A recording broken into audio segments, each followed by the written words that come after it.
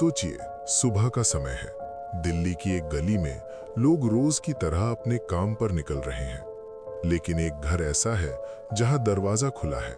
अंदर सब कुछ शांति से सजा हुआ है और ऊपर की मंजिल पर 11 लोग फांसी पर लटके हुए हैं, बिना किसी चीख, बिना किसी संघर्ष के निशान के।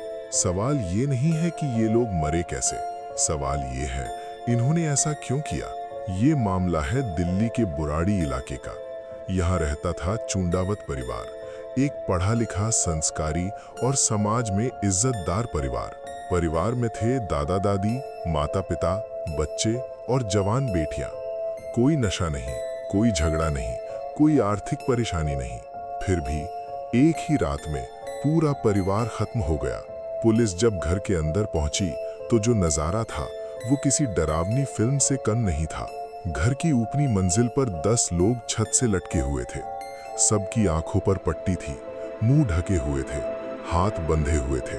नीचे एक कमरे में 75 साल की दादी बिस्तर पर मृत पड़ी थी। सबसे डरावनी बात, घर में कहीं भी जबरदस्ती के निशान नहीं थे। जांच के दौरान पुलिस को घर से 11 रजिस्टर और डायरी मिली। इन डायरियों में लिखा था कि किस दिन क्या करना है, किस समय क्या बोलना है, किस तरह फांसी लगानी है।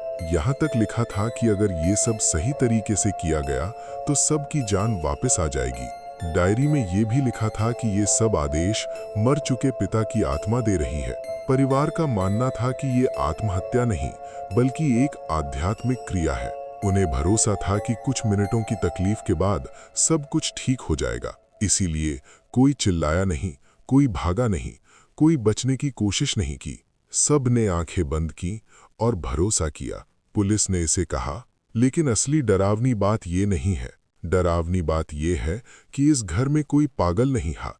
सब पढ़े लिखे थे, समझदार थे। फिर भी अंधविश्वास इतना ताकतवर निकला कि 11 जिंदगियां खत्म हो गईं। और सबसे खौफनाक सवाल, अगर उस रात कोई एक इंसान भी सवाल कर लेता तो क्या आज 11 लोग जिंदा होते।